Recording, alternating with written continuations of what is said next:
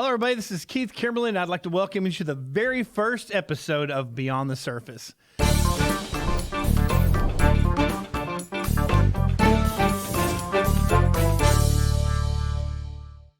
Now, Beyond the Surface is a podcast I created to help you, the contractor, with day-to-day needs. So I'll be actually going over everything surface related, which is kind of my background in my business and beyond.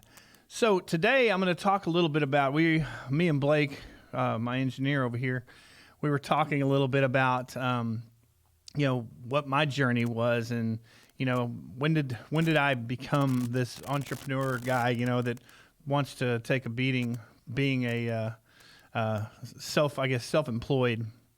And I rewind way back to the 70s. I grew up in the 70s. I'm 56 years old when I'm doing this podcast. And, I think back on my life's journey, and, although I don't remember every situation, I do look hard and compare things that I went through as a kid growing up in the 70s to what kids are growing up with these days, with the information age and being able to go on YouTube and watch videos just like this one, or listen to podcasts just like this one. And we never had that whenever I was growing up. Anyways, I look back at whenever I was growing up as a kid, and I look at the kids these days, and a lot of what we become as adults comes from what we were exposed to when we were little guys, little kids. I mean, like, for example, whenever I was, 10 years old, my very first business, that's when I started my very first business. I had this idea. All my little friends were going around the neighborhood, and they had their little lemonade stands. So they'd get mom to make them some lemonade, and they'd take it out there, and they'd have like a cooler. And it was just kind of, if you can think of the 70s kind of setting with the crazy ugly hair and the bell bottoms and all that kind of stuff. That's basically what we were all dressed like. But imagine these kids with these lemonade stands that lemonade mom made for them. They drink half of it before they can sell it. But that wasn't good enough for me. I thought, everybody does that. Everybody's doing, lemonade stands. So I started thinking, what can I do that's different than everybody else that would be cool, that would attract more customers, where I could make more money. So I had this kind of wild hair idea, and I was told you couldn't do this, but I thought, you know what, I'm going to try it. I thought, well, I'm going to start a snow cone stand.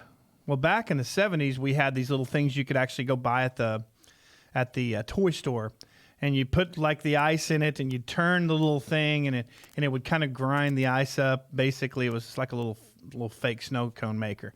I wasn't going to do that. First of all, that would be, almost impossible to make any type of volume. Let's say you had a line of people, and I'm like, there's no way I could create enough snow cones to cover my need, because obviously I'm going to be having something that no one else in the neighborhood has. So I wanted to go off big. So I had my dad take me to a snow cone stand up in a parking lot of a store called TG&Y. And I'm really dating myself here, but TG&Y was kind of like a Walmart back in the day. This is before Walmart even existed, but it was kind of like a department / a hardware store. And in the parking lot, there was a little trailer there, and a guy, just like they have today, there's a guy in a trailer, and he made snow cones.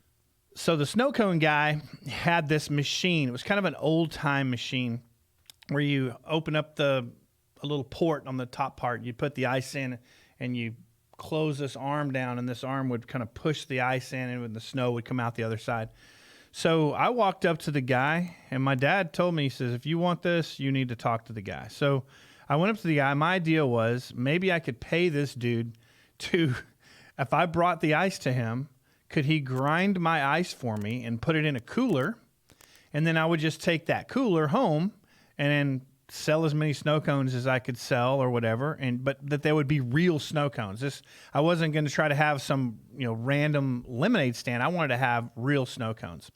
So I went up to the guy and said, "Hey, would you mind grinding this ice for me? I want to do a snow cone stand in my neighborhood." And he goes, "Yeah, that's a great idea." And I'm like, "Well, thanks." And he goes, yeah, I like I like the way you think. I'm like, well, I just need the ice. And he goes, well, what are you going to use for flavoring? And I'm like, well, I figured I'd just use Kool-Aid or something like that. He goes, no, let me help you out here. So this dude was totally cool, man. He says, look, I'll let you pick 3 flavors, and they're little bottles, kind of like a bottle of whiskey or something. They're about the same size of that, but basically like maybe a 2-liter bottle or maybe a 1-liter bottle of juice, or snow cone juice. So I picked strawberry, grape, and some other, I think orange maybe. So I picked those 3. And he goes, you know what? You're going to need some cups. I'm thinking, holy crap. So the guy says, here's some cups. And he has basically, back then, the snow cone cups were shaped like a point. And they came in a big brown box. So he says, you'll need a box of these. You'll need this juice. And then, you know what? You're going to need something to make them round on top. So this dude gives me this scooper to scoop the snow cone stuff out. I mean, this guy was generous with his assistance in helping this 10-year-old kid open up a snow cone stand. Of course, I wasn't competing with him because I'm kind of off the beaten path in a neighborhood all the way across town. I mean, we were a good 3 or 4 miles, if not more, away from this guy. So anyways, so he grinds up my snow for me, fills up a cooler, gives me 3 bottles of juice, a box of snow cone cups. So, man, I got it made. I think it cost my dad like $10 or something, or $12-15. So I loaded up my cooler, had my stuff. I was so excited, man. I get back to my house, and of course, I was somewhat unprepared because, people said you can't do this. Nobody in their right mind is going to help somebody else with a business that's going to completely compete with their business, right? So I proved them wrong, and I've been proving people wrong my whole life because I've been doing stuff outside the box, and we'll get into more of that a little bit later. But back to my snow cone story. So we get into the neighborhood. I threw together a really cool little stand. Basically, I had the cooler full of ice, and really, when you're selling something that nobody else sells, it don't matter what your stand looks like. I mean, it really didn't. I put on my sign, a big letter, real snow cones. Okay? So I knew that I had to get people to come. And people driving by, it's going to look like a regular lemonade stand. I needed to stand out. So I painted a big piece of cardboard. I had spray paint. I spray painted the shape and the picture of a snow cone. Because at first, people were just driving by. I don't think they realized what I had. I had something that nobody else had, but nobody knew it. Nobody knew what I had. They just thought I was another lemonade stand. So when I painted that picture of snow cone and I put it out there, man, I had people stop, say, you got snow cones? I'm like, yeah. He goes, well, I'll buy one. This is an adult, right? So, of course, all the kids came by. The neighborhood kids came by. I was selling them for 50 cents a piece. And back in the 70s, I guess it was a pretty good deal. But anyways, now they're what, $5 for a Bahama Bucks or whatever for some frozen ice and some juice. But anyways, so I make the snow cone and I pour the juice on there, and the guys, I'm looking at the customer's face, right? And I'm seeing, I'm as excited that I'm selling an adult a snow cone as I was to the reaction of the adult. I was like getting off on the fact that these people are like, holy crap, this kid's got real snow cones. Because this was legit. This is just, if you went to a snow cone stand, you couldn't get it any more legit than what I was selling in my neighborhood.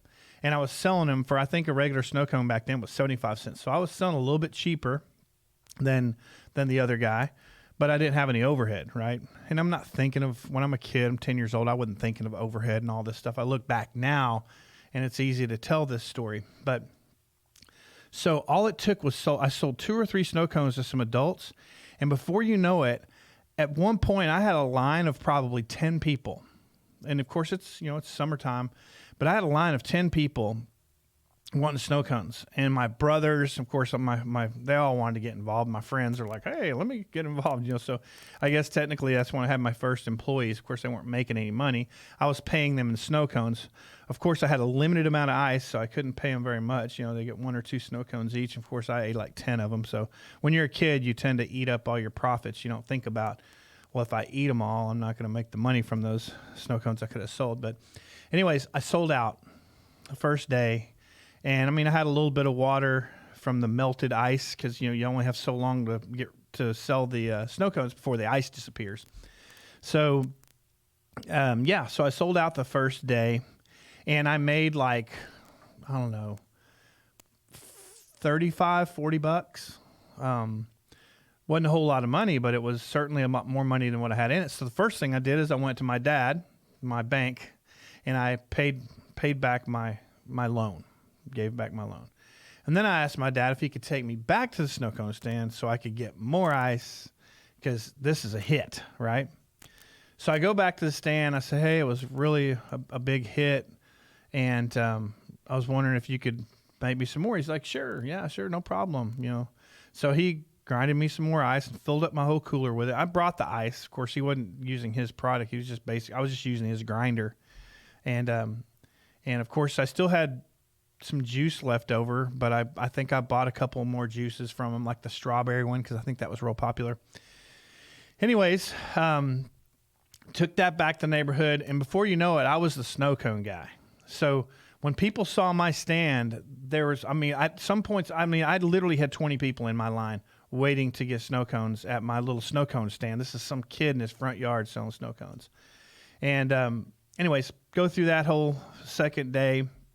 Well, when I went back the third day, the snow cone stand guy's like, look, kid, I didn't mind helping you out for one day, but I can't continue providing you with these products. And of course, he's looking over at my dad like, hey, dude, really? You're bringing this kid up here to buy stuff? So ultimately, my supplier basically shut me off. He cut me off from purchasing any more stuff from him. So that was the end of my snow cone business. As soon as my supplier shut me off, I did not have the resources in my dad and money and so forth to actually purchase the products that I needed. And what I really needed more than anything was that piece of equipment to grind up that snow. The rest of the stuff I probably could have pulled off pretty easy, but that snow grinding thing back then I think was $200 or $300, and $200 or $300 back in the 70s was like $800 these days. So anyways, that was the end of my snow cone career. So the next business that I had, I was 11 or 12 years old. And when we were kids, we had to mow the grass. I know these days we pay our yard guy to come do the grass. But when we were kids, in a lot of families, we had to mow our own grass or it didn't get mowed because we were not rich, put it that way. We had enough money to pay for food, and that was very seldom. 5 kids in the house, groceries didn't go very long back then. You bring in a loaf of bread with 4 boys, all growing boys, it was gone in a flash. So we didn't have a whole lot of money to hire yard guys and so forth. So we had to do it ourselves. So I took my dad's lawnmower, and this is probably a story that a million guys out there can tell this same story, but we took my dad's lawnmower and I put our little, back then the weed eater was pretty new actually, the actual device, a weed eater, and we had one that you could plug in, as a plug-in, none of this gas stuff that they have today. It was just a plug-in thing. You had to have an extension cord, and you can only go as far as extension cord would take you, and that's literally what you did. So I decided I'm going to get in the yard business. I'm going to go out and mow grass. So I put my dad's weed eater in his lawnmower, and I just pushed his lawnmower down the street, and I just literally went door to door. Knock, knock, knock. Hey, my name is Keith. I live in the neighborhood. I'm starting up this new yard business, and I'd really appreciate it if you let me mow your grass. And I got more doors shut in my face because I'm a 12-year-old kid, right? And I already looked young for my age just because of, my, white. I literally had white blonde hair, and it was long because in the 70s I had this long hair with this, these bangs. It was pretty funny. But I think I might have a picture of it. But I had this long blonde hair, and it wasn't even blonde. It was literally like bleach white. So I'm walking up to these people's house and knocking on their door. And if you've seen the show Stranger Things and the way those people dressed in Stranger Things, the way the kids are dressed, I mean, I know it's that show was, I think, based in the 80s maybe, but the 70s weren't too much worse than that. I mean, the clothing we had back then so that's basically how I looked. Of course, I looked trendy at the time, I guess. But I'd go up to these people's doors, I'd knock on it and say, "Hey, I'm here. I'd like to mow your grass." And I got my first customer. It was an old lady. She says, "Well, how much you charge?" And I said, $10. $10. Okay. Well, go ahead, get started. So the first thing I wanted to do is impress my first customer, right? So I mowed the grass, and the first half of the grass, I didn't realize that there was a setting on the wheels, and the wheels were a little low, so I pretty much scalped her yard. And it has to do with, looking at the grass and the thickness and the type of grass it is to determine how high you should set it and so forth. Well, I didn't set it properly, and I scalped probably half of one side of her yard, and she comes out and she's like, "What the heck is that?" So, anyways, needless to say, I didn't keep that first customer. She paid me though. She paid me the money, and I just kept going and knocking on doors. And of course, I returned back to her house, a week later. She's like, "I'm good, good. I got someone else doing it." But anyways, I found my second customer. I learned how to adjust the wheels on the lawnmower, and I was just way too cheap. So one of the things I learned when I was this 12-year-old yard guy was that to get business, I felt like I was going to have to discount my service because I'm competing against grown adults that had, basically the same lawnmower I did back in the day. I mean, they didn't have all this commercial. I mean, I'm sure there was commercial grade lawnmowers, but I never really could tell the difference back then. And maybe there wasn't. Maybe it was just regular, everybody had the same lawnmowers. Either way, I was competing against grown adults. So I felt like if I can bring my price down, maybe I could get the business. So that's what I did. And I actually did get the business. The problem was the service I was providing was stellar. Because part of my deal was I would edge with the weed eater. I actually had a walk behind edger, I think, that I would bring by to edge the grass. But it was a lot of stuff because I didn't have a vehicle, so I was pushing it. So I could only work the general, 1 mile radius, I guess, from my house. Because I would push this lawnmower for blocks and blocks and blocks and blocks and blocks to get to these customers' houses. I didn't have any kind of invoicing system. It was just, "Hey, I'm done. Give me my money," type thing, and they would pay me cash. There was no tracking of it. There was none of this. There was no CRMs or any of this kind of stuff that we have today.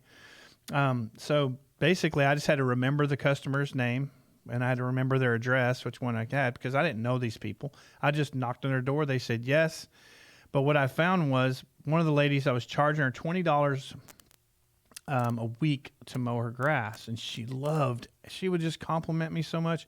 "Oh my gosh, you're better than any yard guy I've ever had, and you trim the edges, and you do," she was just complimenting me on all the things that I did because I thought that's how you're supposed to do it. Well, little did I know that trimming the hedges and doing some of the weeding and some of the extra services I was providing, those you charge extra for. And I didn't know that because I didn't know the business model of being a yard guy. So I would be on her yard, literally would take me 3 or 4 hours, and I got $20 for it. And I was by myself. I didn't have any of my friends. Everybody wanted to help me in the snow cone stand, but nobody wanted to help me mow grass. Nobody wanted to help me do the labor part of it. So anyways, then then it got to the point where I had a supply problem again. My dad was like, basically, dude, you're wearing out the family lawnmower doing other people's yards. Because I mean, I'd bring it home and it would have grass all over it. I didn't respect the equipment because I didn't pay for the equipment, right? So what do kids do these days? You buy them a car, they don't take care of it because they didn't pay for it. But boy, as soon as they purchase something, man, they take care of it. So basically, those are my two businesses that I remember starting for myself: the snow cone business and the yard mowing business. I did the whole paper route thing. Didn't like that. Wasn't challenging enough for me to throw a paper in someone's yard and, okay, you got paid for that. Okay, great, that was awesome. Tried that. That wasn't my thing.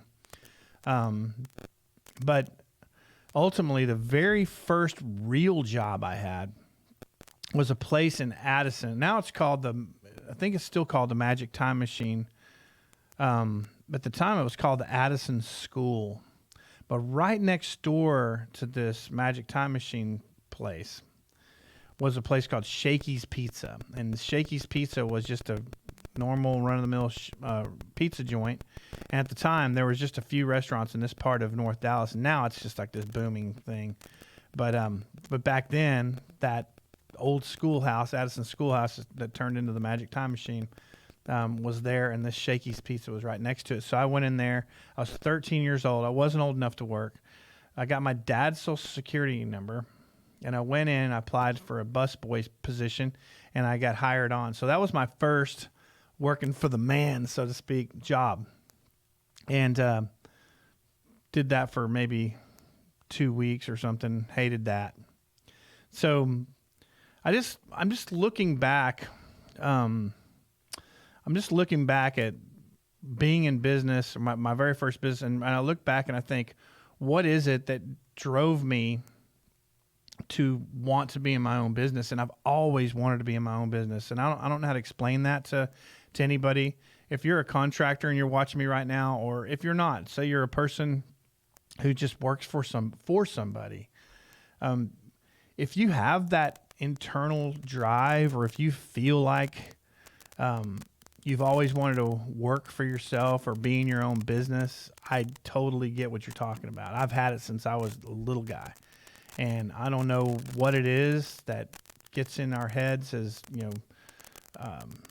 makes me think about it. But I mean, it's the bad thing about there's good things about being an entrepreneur and a business owner, and there's bad things. The bad thing is you can't shut it off. Like when you go to work for somebody, and I did go through a little stint where I worked in the aerospace business. I was in quality control, quality assurance in the aerospace industry for 10 years.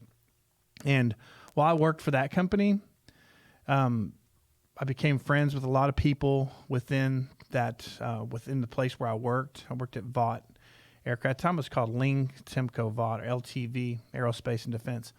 And basically, the people I worked with were my family. Basically, because I spent more time with them than anybody.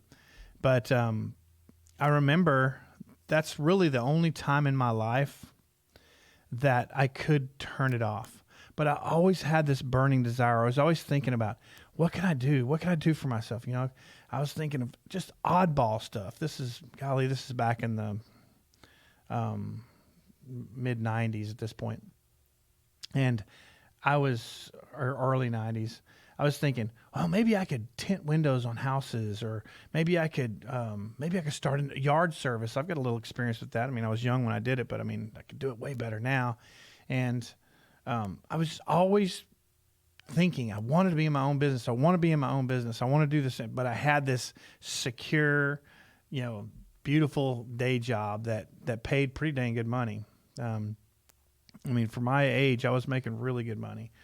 And I'm like, man, how can you walk away from something where you have all these benefits? Of course, when you're a kid, you don't really care about when you're a young adult, you don't really care about insurance and all this stuff because it doesn't matter, right? We're never sick. We never get hurt, right? The only time we needed it is if we did like break an arm or something, or maybe got the flu. But for the most part, until you get older, you don't really appreciate that insurance thing. But I just remember there was some security. There was just a certain amount of security that you feel when you're actually employed with somebody, and you just know, okay, I know how much my paycheck's going to be. I know I'm going to get it every week because it's a good company. You have all these assurances. But the security of a day job is perfect for somebody who doesn't want to really worry about that, or someone who doesn't have the entrepreneurial drive. Like, I was constantly trying to think, what could I do other than this thing I'm doing, even though I was making killer money. I was making great money. I was, I had the security and all these things, but I still did not feel fulfilled. I just didn't feel fulfilled. And I knew that I couldn't also walk away from the security. And that brings us to the old Bob Proctor thing, the old terror barrier. And I remember the very first time I faced my terror barrier. And what the terror barrier is, for those of you who don't know, is that it's kind of like, and I'm going to butcher this because, who's better than Bob Proctor, right? Talking about the terror barrier. But basically, it's kind of like buyer's remorse. Like if you go to buy a car, for example, say you go out and you buy a new car, and you have an old, Dodge Dart or something, some old beater. And you get in the car every day and you're just, man, you're hoping it starts that day. And you're so lucky that it starts. Or you're driving down the road and you're like, man, just get me to work today and get me back. And I promise I'll take care of everything. You're literally praying that the vehicle you're driving is going to get you to and from. But it's paid for. That's the beautiful thing. So you take your old Dodge Dart or whatever, and you go pull into a dealership somewhere, and you get in this brand new, whatever brand car you're in love with, but you get in this brand new pickup truck or whatever, and you smell that's why they put you in it, by the way. They want you to smell it and feel it. They know you're driving a piece of crap, and they know that as soon as they put you in this new one, you're going to want that new one. So you get in there, and then you start, dealing over the money. Hey, this is only, $400 a month or $500 a month, whatever the payment is, right? So you're thinking to yourself, you're trying, you want it so bad, you're selling yourself. And see, the salesman knows this, right? He knows that you want it so bad that you're going to basically sell the car to yourself. All he's got to do is just push you down the road in it and get you to drive it and smell it and feel how different it is, because he knows you're used to this piece of junk. And I'm going to get into this in later episodes, how this is how customers think in almost every industry when it comes to the service-related industry, and we'll get into that more later. But they know that you're going to want that car, right? So you go in there, and they now they've got to close you, right? You've driven the car, you want it, they see that you want it. Now they ask you, how much can you pay and this kind of stuff. So you start bickering over the price, and then you're playing this head game in your head, going, okay, well, I make $800 a week or whatever number you make, and if this is $3,000, I've got my rent for my apartment is this much, and then I got I think I could probably handle $400 a month or whatever the number is, wherever your level of income and head game that you play with yourself to convince yourself that you have to have this new car. So you sign the paperwork, you sign on the dotted line, you're happy as all get out. Nowadays you're getting on your cell phone and calling everybody and telling them how you got this new car, because if you're a young guy anyway, you're showing off your car, especially if you're the one paying for it. But that's a whole nother story. So you got this new car and you're driving down the road and you're loving it. You're like, man, finally something reliable, something I can put the key in. I know it's going to start every day. It gives you that little feel good thing. You got the dopamine fix, it's almost like you're on cloud 9, right? So you get home and you're sitting there watching TV, and all of a sudden you start thinking, holy crap, I just bought a new car. How am I going to pay for this thing? Let me actually go and put it on paper. So you sit down and you start going through it, and you go, oh my God, what did I do? Oh my, I don't know how I'm going to pay for this thing. There, there's no way I can pay for this thing. I don't know what I'm going to do here. So you start thinking, oh my gosh, I forgot about the insurance. I called my insurance company. They said it's going to be $120 a month for insurance plus the $400 payment. That's $520. Now I've got to put fuel in it, and this thing drinks more gas. Well, maybe it's better gas mileage, so I'm saving a little bit there. But yeah, so I made it up there, and you're playing these head games in your head that literally you're freaked out. So a lot of people, this is what's called the terror barrier. This is an example of it, by the way. This isn't the true depth of it. But so what's the first thing you do? You're like, you know what? I didn't like that Dodge Dart, but at least I didn't have a payment, and I hate it, and I don't want to go back to that thing, but you do. So you got 3-day right of rescission or whatever. So you call the dealer and say, look, I think I made a mistake. I can't afford this car. I did the math. I went through it. There's just no way I can do it. I'm sorry. I need my car back, and I have to bring this car back to you. I can't do this. I can't do it. So you bring the car back, and you're like, here's the keys back, and you get back in your Piso, and you start it up, and you drive home, and you're feeling crappy and relieved at the same time. You're feeling crappy because you had to give up this badass car that you were driving, but you feel relieved that you're like, okay, at least I know I can afford this, and I'm not going to lose my apartment and all this stuff. That's that terror barrier. You hit that terror barrier. And if you would have just stuck with it and said, you know what? I'm going to find a way to pay for this thing. I'll find a way. I'll find a way. You just got to push through it, right? So I remember the first time I faced my terror barrier, and I was literally, this is back when I was 10 years old. I grew up in Carrollton, which is a small town just north of Dallas, off of I-35. And back then, I think there was like maybe 14,000 people that lived in the town, which was a pretty good sized town for being back in the 70s. And I remember there was a place called Sandy Lake Park. And for all of y'all that are around the Dallas area back in that day, you'll know what this place was. It was just like a little amusement park. This is before Six Flags. Well, no, I take that back. Six Flags was there. This was like because I remember going to Six Flags when I was a kid. But this was like a little, almost like a carnival. Like they had like the Scrambler, and they had a few rides. But that's not why we went. We didn't go to Sandy Lake Park to ride the rides. We went to Sandy Lake Park because at the time, it was the deepest and largest swimming pool in, I think they said the world or something like that. Some kind of ridiculous claim. But it's like, this is the biggest, deepest pool ever. So we go there literally to go swimming. And the reason we went there was because of the thing we called the Beast. Now, what is the Beast? The Beast was this 20-foot tall, doesn't sound big when you're 10 years old, this is big, a 20-foot tall platform that was built right in the middle of the swimming pool. So to get to the Beast, you had to swim out to the Beast.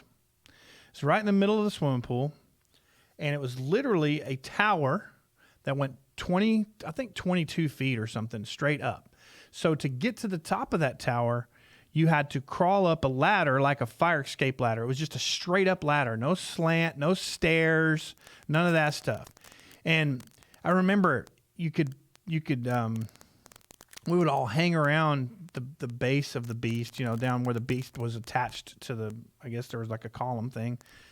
And around it, the pool was 20 feet deep. That was their claim. They had the deepest swimming pool in the whole state of Texas or United States or whatever their claim was. We really didn't care about all that. We just thought, holy crap, it's deep. And it was scary to swim in this deep pool, which I don't understand that either. If you're swimming in 6-foot water or you're swimming in 26-foot water, still the same, as long as you can swim, right? But it's just something about that depth that would give you that fear of, I don't know how to explain it, but for those of you that have gone in deep water and gone in shallow water, you know what I'm talking about. This almost like you don't have the security of, like, if you go down, pushing yourself back up like you could in like 6 foot water. But anyway, so here I am. And this, by the way, it's not just me, it's every kid, right? We're all wanting to jump off the beast until it comes time to do it, right? So I remember the day like it was yesterday. So you go to the bottom of the beast, and there's kind of a line, but like in the pool kind of thing. I can't remember exactly how we were able to hang out, but you had to basically swim out to the center island where the beast was mounted. And at least that's how I remember it. So somebody else listening to the story might go, "You're full of crap. They had this and they had that," but this is how I remember it, and I'm talking about my experience here. But if there's somebody if somebody's gone to Sandy Lake Park, hey man, put it in the comments and tell me if you remember the beast, or if you even called it the beast. That's what we called it. But anyways, so here we are. We're around the bottom of this thing, and my friends, there's probably between me and my brothers and and all the friends, we probably had, I don't know, 10 or 12 little kids. Think about 10 or 12 little 10-year-old, 12-year-olds. And back then, by the way, we went to these places with no parents. I mean, I'm sure there was kids there with their parents and so forth, but when we were growing up, the Kimberlin brothers, we would go everywhere. My dad didn't go with us. My mom didn't go with us to these places.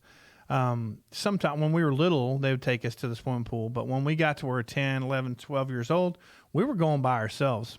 Nowadays, I couldn't imagine letting one of my daughters or kids go to a place by themselves with no supervision. That's a whole nother story. So here we are. We're by ourselves. We're at the base of the beast. And I remember the ladder on the beast. You could look at it, and it had all this worn paint. So if you looked real close, you could see that it had been painted probably 10 times. And this was an old platform. So you could see like 10 layers of paint where the paint's been chipped off or just peeling off from being in the pool water or so forth. But anyways, I remember many kids, many kids, they'd get up about 10, 12 steps. They would look down, and they would slowly crawl back down. This is the little guys. The adults would just shove up there and jump off.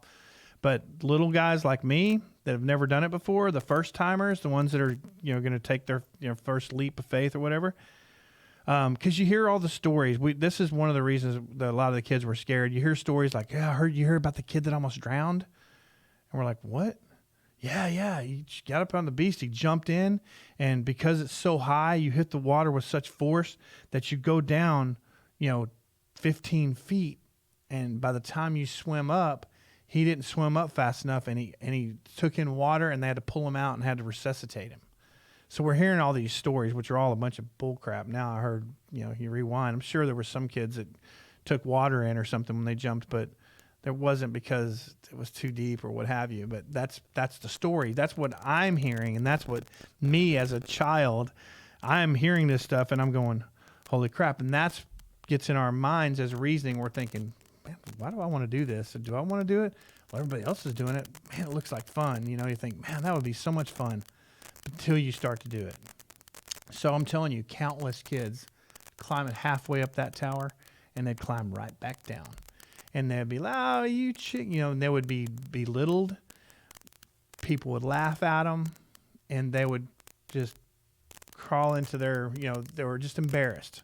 And I'm not saying they're over in the corner sucking their thumb, going into,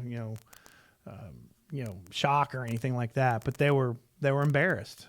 So a lot of kids would even try because they didn't want to be made fun of. They didn't want to go halfway up this tower and then be made fun of because they didn't go all the way. So the day I was going to do it, I was there and I said, okay. And my heart was pounding. Oh my gosh. I almost couldn't, feel my body because I was like so nervous. I'm like, oh my God, I'm doing this. And here's the thing about the beast, guys. The ladder, there was no like a fire escape has that round thing that like if you fall backwards or whatever, it was in the middle of a swimming pool.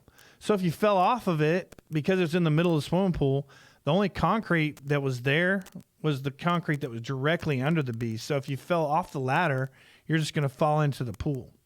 And that was my fear. I was afraid I was going to get up and fall. I'm thinking, but if I fall, I'm falling in the pool. So these are the things I was going through my head.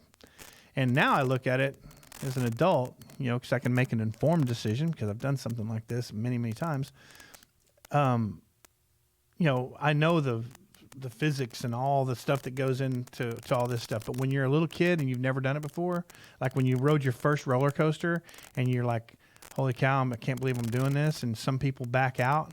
I've got 2 daughters right now that would both be scared to crawl up the ladder of the beast. I promise you they would. My little one, or my 12-year-old, she would get probably on a regular ladder, mind you, a 6-foot A-frame ladder. She would climb up 4 steps and she wants to get down because she's scared. So imagine going up 22 feet straight up, no slant, straight up. So I get on there and I start working my way up the ladder. And I get up about halfway, like the kind of like the halfway point where everybody kind of bugs out and says, I'm not doing this crap. This is stupid. I don't care if people make fun of me or not. I'm not doing it. I get to that point and it literally crossed my mind. I was halfway point. I was looking down and they're like, go, man, go. And they're encouraging me. And not just little kids, but teenagers and, the older kids, the ones we all looked up to. Come on, man, you can do it. You can do it. As they did every kid that went on this thing. So I'm looking down, I'm going, all right, here's my choice. Do I push through it? Do I go ahead and climb all the way to the top of this thing, not knowing what's going to happen? Or do I climb down and take the kind of the walk of shame, so to speak, where you climb down and you don't really give a crap what people are going to say about you? You say, you know what? I'm not doing it. I don't care what you say. Talk about all you want. Or make fun of me and I feel like crap. So I said, you know what? I'm doing it. So the way I was able to get through it was I didn't look down. I just kept looking up and I crawled and I crawled and I crawled. And I did as much, so many times I wanted to do this, to look down. And I thought, I knew if I did that, I would freeze because I'm afraid of heights. To this day, I'm afraid of unstable heights. Like if I crawl up say a 60-foot ladder and it's shaky and it's unstable, I don't like that. I don't want no part of that. Right. I'll tell you about the time that one of my friends, I went to a skydiving thing with him and he talked me into skydiving, but that's a whole nother thing. So we get up to, when you're a kid and you're afraid of heights and you're climbing up this ladder, it just felt like I was going to fall the whole time. And so I felt like if I didn't look down, I'd be fine. So I get up there and you get to the top and there's just this little, what we call a figure 4 rail. It just looks like a figure 4. There's 2 figure 4 rails and it's literally just a platform. It wasn't a diving board. It was a platform. So you hold on to the rail, and then you had to step out past the rails to the edge of the beast and jump. So I got up there, and I'm standing there, and I was literally I was petrified. Because when you're up that high, you can't, keep in mind, I'm 10 years old, and I'm telling you a story that happened to me 46 years ago, right? But when you're up there, all you hear is wind blowing. You don't hear you can hear kind of the music down below a little bit, but you can't hear people talking. It's like you hear, you hear people, come on, man, you can do it. They're encouraging you, but it's like yells from far beneath, right? That's how I'm remembering it, but this is how it affected me. So I get there. I let go of the figure 4 rails and I walk up to the edge of the platform and I'm looking down at that point and I'm going, I can't do this. I can't do this. I can't do this. So I start to back up and something inside of me, and guys, you have it. Everyone has this thing. And I call it the devil angel, I guess paradigm, if you want to call it that. You got the devil on this shoulder. and the angel on this shoulder. The devil's like, "Go, man! You don't do this. Climb down, man. You can't do this. You know, just talking the negative thing to you. It's the thing that tells you, hit the snooze one more time. It's that thing that's telling you, oh man, you can exercise tomorrow. Just blow it off today. That's that thing that's inside of us that stops us from doing the things that push us forward, that push us towards success. And then I have this one over here saying, hey man, everything's fine. Look, hundreds, thousands of kids just like you have jumped off this and nobody's died. You know, so you're this thing going, you know, and it's easy for this guy here because he's trying to talk you out of it. He don't want you to make any progress. He don't want you to succeed. He wants you to bug out and be this, you know, come on, man, don't do that. You don't want to do that. And this one over here is like, hey, man, everything's cool. I got you, right? So I just said, I'm doing it. I walked up there and I just jumped. And my goodness, I jumped and I felt that feeling of falling that you feel when when you're jumping off of any diving board, if you've done a diving board before.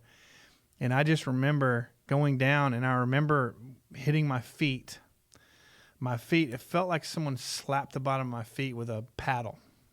That's how far up it was. It was pretty far up. I mean, 20 feet don't sound like very tall, but that's pretty darn tall. It's a pretty good fall, especially for a little skinny little thing like me. I was just this little twig, 10-year-old kid. It was just, this is back before kids were fat. Like if you look around these days and look at kids, the kids out there these days, it's like 80% of them are all overweight.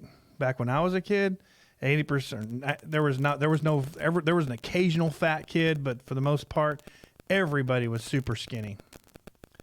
So, anyways, I remember my feet smacking. I remember going down to the bottom, or going down into this thing, and that's the first thing was running through my mind: the kid that drowned. So I'm working my way up to the top, and you do go down the water pretty deep. I got to say, I went down pretty far because I did the whole, just put my hands together and just jump straight in. And I went down pretty far. Of course, I only weighed probably 80 pounds, I'm guessing, so I didn't go down that far. And I remember swimming to the top, and I remember the feeling. I can't explain to you the feeling I felt of almost like the euphoria of success. I mean, it was just jumping off a diving board or platform, for crying out loud.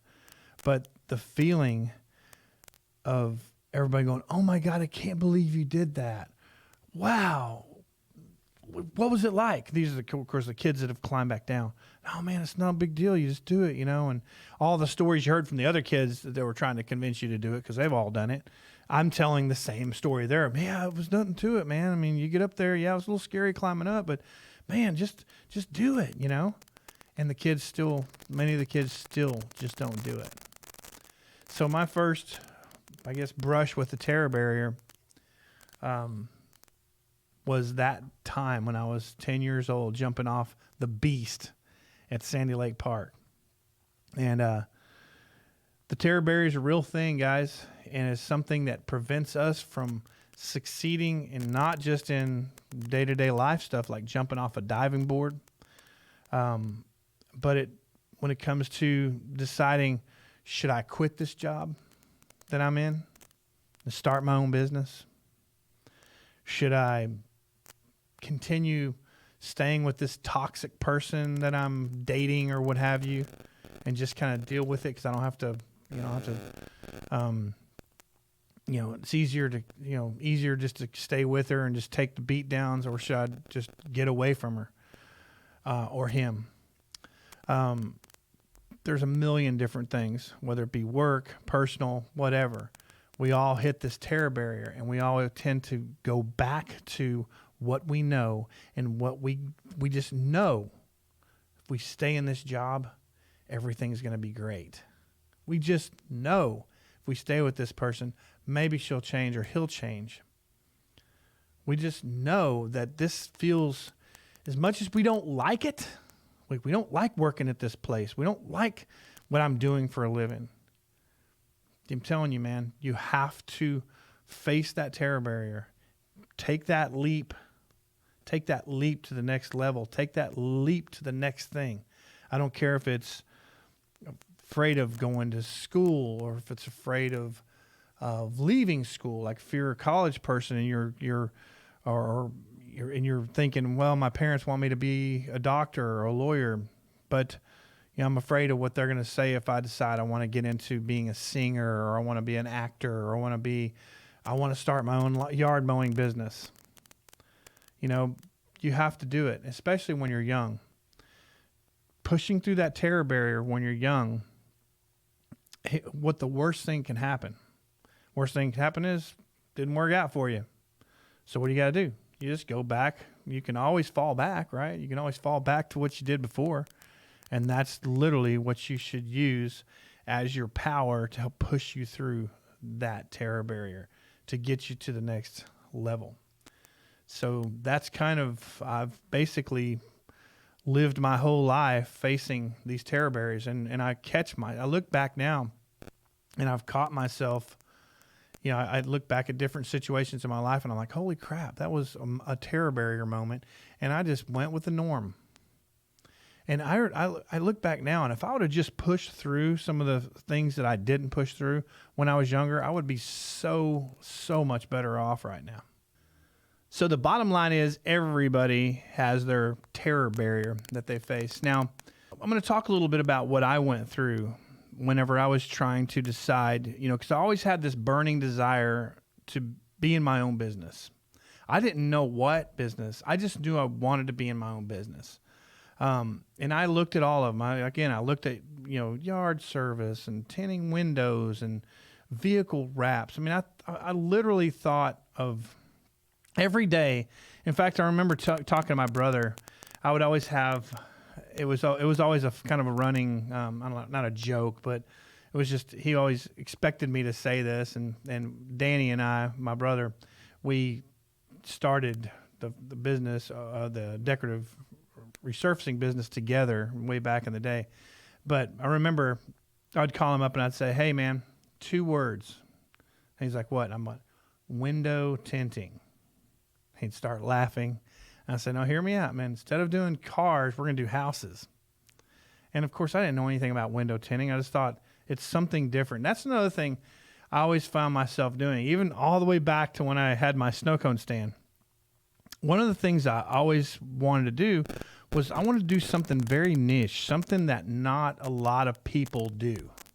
What could I do that is not a super common thing, but everybody wants to do it? That's kind of what I want. And I also wanted to be in the service related business. Like I wanted to serve people. I wanted to, whether it be like mowing grass or air conditioning or whatever, but I wanted to do something very unique and specialized, if you want to call it that. So I remember when I was working in aerospace, and I'd been working there about 10 years, and always wanted to start my own thing. Never really wanted to take the leap. Fun to talk about, but how many times have you guys think back, and how many times have you thought about, oh, I'm going to start my own florist shop or whatever, just, fill in the blank. I'm going to do this, but you never did it. Why?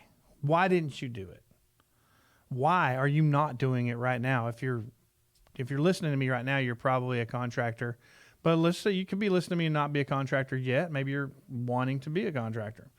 And when I say contractor, guys, I'm talking about everything from if you're self-employed, technically you're a contractor. Now I'm talking about service-related contractors, which would be somebody who mows your grass, who cuts your yards, a plumber, electrician. I mean, there's hundreds of them. Okay, but what is it? Why are you not taking that jump? Well, I didn't take the jump because I thought I got this killer job. I enjoy it because at the time there was 35,000 people, I think, working at the company I worked for. And we had like our own softball facility, our own baseball, our volleyball facilities. Like I played 3-man volleyball. in the sand. And it was just fun, man. I mean, I just remember, and I thought, man, if I start my own thing, I'll lose this. So there was a lot of things. I weighted things differently then. Even though I know I wanted to be in my own business, I didn't know how to start my own business. Like, what business am I going to get into? And if I do get into my business, how am I going to start it? How do you start a business? Do you have to get an attorney to show you how to sign up all your documents for you?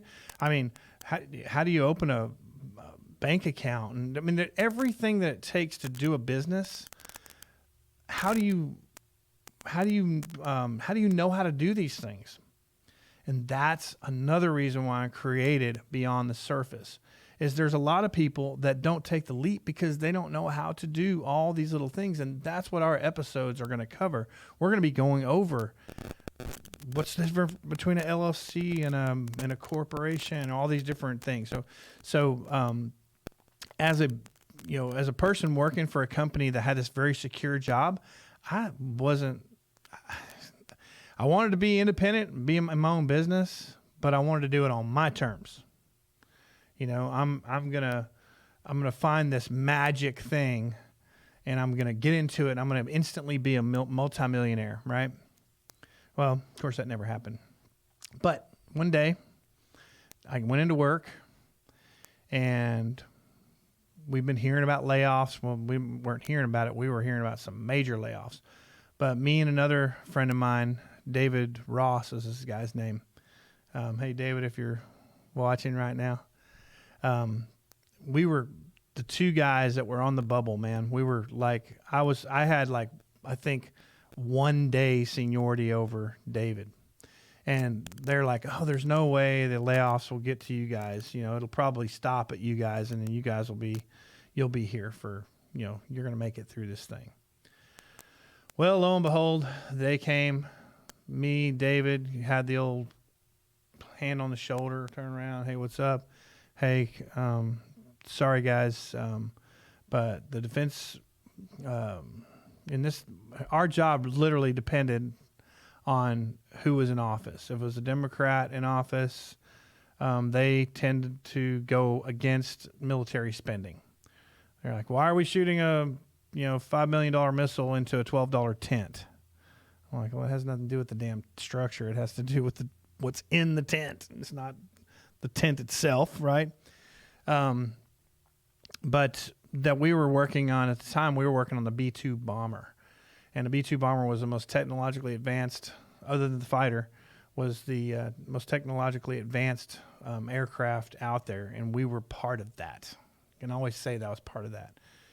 And we thought, well, we're safe. There's no way they're going to cancel that program. Well, sure as heck, they canceled that program, and we got the call, and they said, okay, here's the deal. We're going to lay you guys off. We're going to give you some severance pay. I can't remember how much they gave us, but it was maybe a month severance. I can't remember. Anybody that got laid off from Vought, listening to this podcast right now or watching me on YouTube, hey, hit me in the comment section down there and tell me if you remember how many weeks or months severance pay we got. But I remember it wasn't a whole lot of money, but it was enough money. Like, I had enough money in my 401k, which I didn't really want to spend my 401k money because I was maxing it out. I was doing all the things you're supposed to do, putting a ton of money in there. But I thought, I'll have to live off that, even though I have to pay taxes on it. If I have to, I'll live off that. So they basically said, here's the deal. Not only are we going to give you a severance pay, but we're going to teach you a completely different trade. Because we realize you're in the defense and aerospace and defense industry, and we know since this industry is kind of going away because of this, because we're cutting on defense spending, we know that we're going to give you a list of things, and we're going to say, hey, this job's not available anymore, so here you go. Choose from these jobs, and we'll pay for your training. If you want to be a big rig operator, we'll pay to send you to Lincoln Tech or wherever the heck it was. So I remember some of my friends looking at, hey, I could be an equipment operator. That pays pretty good. This literally what we were doing. It's almost like forced to change our it's similar. It's a similar story in today's news. I think You got someone made a comment about the coal miners, and hey, we need to teach these coal miners, coal's going away. We need to teach you guys how to be coders. Like really. So we had our, we were kind of white collar. At least my unit was. We were kind of white collar employees. I mean, so you're showing me a book that's got a bunch of this labor stuff where I physically have to dig ditches. No, I'm not doing that. So I can't remember all the different things that were in there, but I looked at all of them and I thought, you know what, I'll take my chances out there, So got laid off, sitting around for like, I don't know, 3 months and starting to get nervous, to be honest with you. I was living on borrowed time. I had enough money to pay my rent and, because I'd saved up a bunch of money and so forth, but it was getting to the point where I was like, I'm about to run out of money. And at the time, I didn't, at the time I really didn't, have a whole lot of responsibilities, like I didn't have, 27 kids like I have now. No, like I only have 6 kids, but, I didn't have a whole lot of responsibility. I was living in an apartment by myself. And, I just remember, getting nervous. And then lo and behold, my buddy David, who he got a job working for Bell Helicopter. And I think he still works in that for that company. He's a big wig out there now, I think. But he called me one day. He goes, "Hey man," he goes, "I already got a job. I landed a job with Bell, but I had this person call me from a company called Metal Span over in Louisville, and they're looking for a quality manager. And mine and your qualifications are about the same. So, I thought, I'm going to give you their information." So I'm like, "Well, thanks, dude." So I called the guy up, and funny story. I called the guy up and I said, Hey, this is Keith Kimberlin. Just calling about the job. David Ross told me to give you a buzz. And I'm just calling about the project. If you give me a call when you get a chance, that'd be great.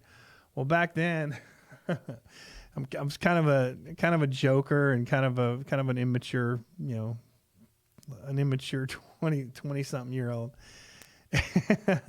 And I remember back then I always had these really silly recordings.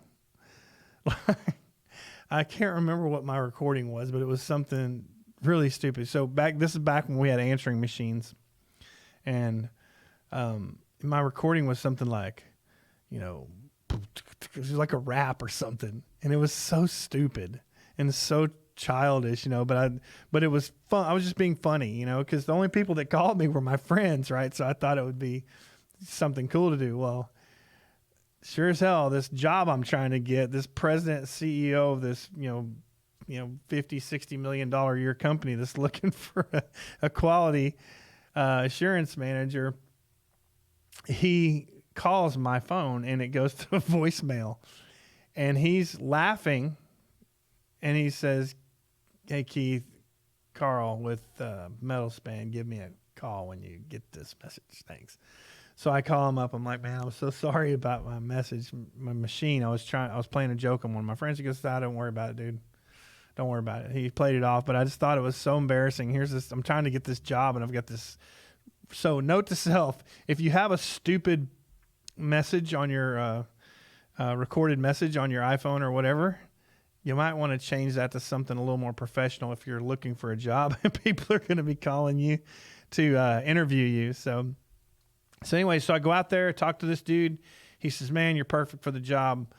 Come in here. You can hit the ground running. We need someone that's going to help us save some money. We're losing at the time they were losing $2 or $3 million a year in scrap alone, just in scrap." So they said, "You got to fix this." So I'm like, "Cool." So I go in there and I just did basic techniques, and I literally saved them, I think, $1 million a year right out of the gate in scrap, just by employing some basic stuff that I kind of took for granted from the aerospace industry. I just kind of learned it. This is the way you do it. We were very by the book. I mean, everything was plus or minus, 15 thousandths type deal as far as measurements. And, in the construction industry or in this company manufactured pre-insulated wall panels for refrigeration storage warehouses. So when Tyson Chicken needs a 600,000 square foot sub-zero freezer or, sub-temperature freezer for all their chicken or what have you, they would build this giant 600,000 square foot freezer, basically, and they would use the panels that we manufactured at our company to create this box. So anyway, I went to work for them and enjoyed that job very, very much. I mean, it was like, man, this is cool. I'm going to be able to grow with the company because they were still, even though they were an older company, they were still young when it comes to their growth. Their growth was just starting to increase. So here I am about 3 years in at this new job, and we go to this meeting. We sit down at a table, and Carl stands up at the front of the table and says, "Guys, got an announcement to make. Now, this is good for the company, but I wanted to tell you a little bit about something that's about to happen here at our company. We've sold our company to a firm out of Mexico, and we're going to have two locations. We have one in Monterrey, Mexico, and we're going to have this location here, and we're going to grow this company. We're going to possibly create another location somewhere else." Of course, I'm totally getting tunnel vision at this point. I'm like, holy crap, I'm going to get laid off from my job again. Now, why would I think that? Well, the reason I think that is because the first people to get laid off are your key personnel, like your plant manager, your quality manager, your customer service manager. Those are the first ones that when the new ownership comes in, they want to put their little pieces into those little slots. And I had met this guy who is basically going to be, I guess, technically my replacement. At least I thought in my mind, I was thinking this is who's going to replace me. I'd already met this guy, over the year, over the last year, because these people were coming in. I'm like, why are these people in here? Well, they're just wanting to learn our techniques and methods. They weren't telling us anything at that point, so we didn't know what the deal was with these people, this Mexican firm that were sending their people in to look at us and look at our company. And lo and behold, they sold the company. The old timers that started the business, they all parachuted out, rich guys, and here's the company left alone. And the first thing they come out of the gate and say, "Hey, we need you to get us ISO recognized, ISO 9000. And for those of you that are in the manufacturing world, you know what that is. I'm not going to dive into that too deep, but it's extremely difficult process. It's a program that basically you have to document. You got to say what you do what you say, and prove it, basically. And I was the quality assurance manager, so I had to be the head guy that put it all together. And it was just ridiculous to be ISO registered with the type of company that we're in, because the people that were our customers, that were buying from us, could care less if we were ISO recognized or whatever. Anyways, end of the day, I'm thinking I'm going to lose my job again. So I thought, you know what? I'm tired of this. I've got to control my own destiny. I'm tired of companies I'm working for controlling my destiny. So that's when I was faced with, I was constantly faced with the terror barrier. I thought, man, I've got this great job in this aerospace business, but I always had that burning desire, start my own business. Didn't know what it's going to be, start my own business. Then I get laid off. And even when I was laid off, I'm like, well, you can't start your business because everybody knows you got to have money to make money, right? I didn't have the money to start my own business. So when I was laid off, a lot of people are like, why didn't you jump into something then? It's because I knew I wanted to do my own thing, but I actually have to do it. That was what I was thinking. I don't even have what I want to do for a living at that point. So basically I just, took this job with this new company, Metalspan, and did a good job at it. And I was, getting a lot of compliments from my boss, and I felt like I was going to grow with this company. And I thought I'm going to be one of these executives. That's what you're taught. We're all taught. Get a good job, work hard, be the first one there, be the last one to leave, be valuable, make yourself valuable, and you'll end up being the CEO of the company one day, right? You kind of grow yourself into it. And that's kind of what my programming was telling me that I was supposed to do. But there was just this thing inside of me saying, dude, no, man, you need to do your own thing. So finally, I was like, you know what? I'm not going to get laid off again and then get laid off again and then let this happen to me. So it just so happened that I met a person whose father actually invented the stamped concrete overlay, or at least his father's little group of people. And they invited me out to a little seminar they have out in Las Vegas, and I went out there and looked into it. And it's a very long story. I may dive into it on a later episode, but that is really what got me.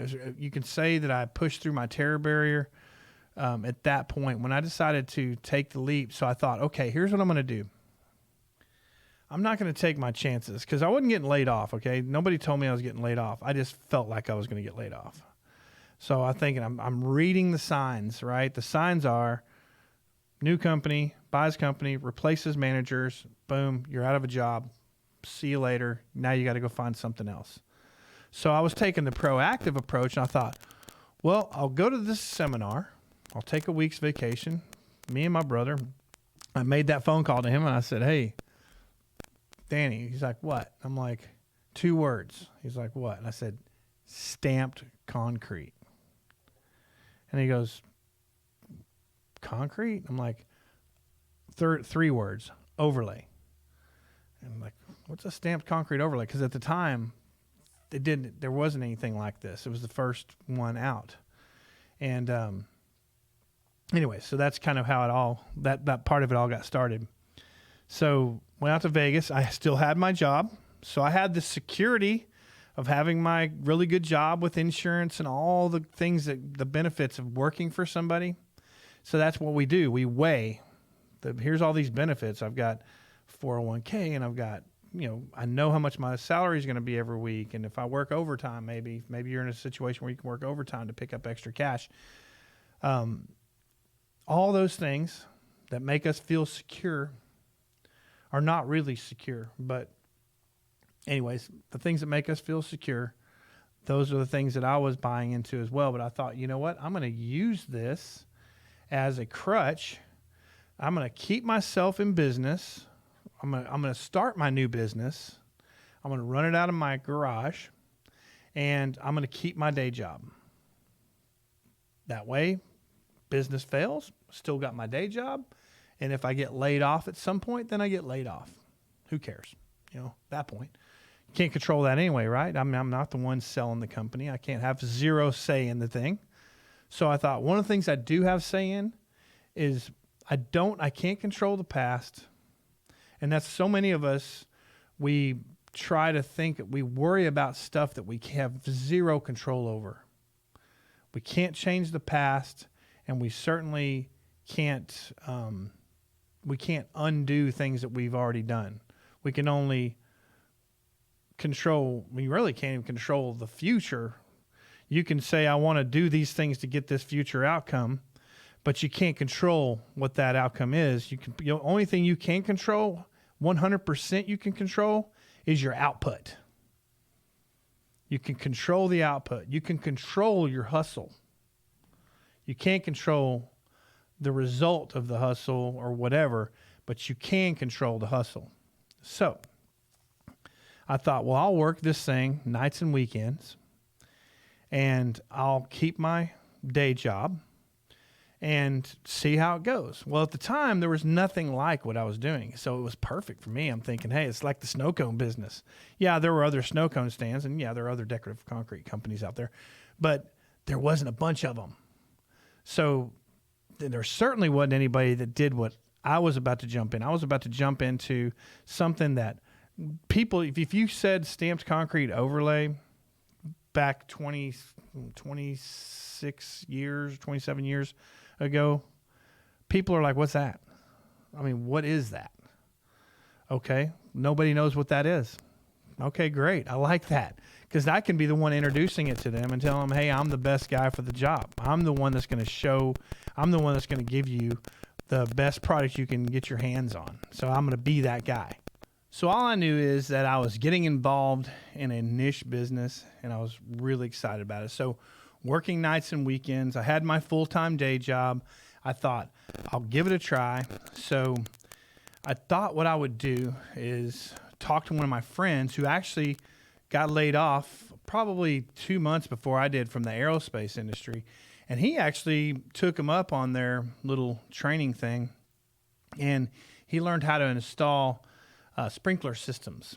So he was basically a residential sprinkler system guy. He comes out with his Ditch Witch, and he designs it. So he had to take some type of test with the state. You have to, because you're tapping into actual, I guess, city water or whatever. So they're going to make sure you install double check valves and all this. So you have to be educated on, how much hydraulic, anyways, he learned and took advantage of the thing that our company, Vought, at the time was called Vought when I got laid off, that Vought was offering. And so here's a guy who's in the service-related industry, completely different business, but he sells to homeowners, and that's what I was going to do. I was going to sell to homeowners. So what do? How do you even get a homeowner to buy into your thing? Because this is one of the dilemmas. This is one of the reasons, other than the fact that I didn't have a product to jump into, but one of the reasons a lot of people don't jump into business because they just don't know, like, how do I sell to people? I'm not a salesman. I can do the work, but I can't sell, or maybe I can't sell, but I can sell, but I can't do the work, or I can do the work and can't sell. One of the two. But to have both, if you can sell and do the work and do all these things, how do you do it? Where do you start? Like, where do I advertise? Do Thrifty Nickel, or do I put it in the Dallas Morning News, or do I do newspaper or direct mail? And how much is it? I mean, how much is it to advertise? Do I do radio? I'd love to do a radio commercial, because that's what you see when we're driving down the road and we're listening to our radio station, and you hear, the Jack in the Box commercial or whatever. That's how they do it. They're out there, Gatorade, all these different places. They use these, they use TV and media and all this stuff, but they're spending millions and millions of dollars on their advertising budget. So here I am, a service-related industry guy, launching a product that no one's even heard of. How do you get in front of people? So I called my friend, and he says, well, I can tell you how I do it. And I said, how?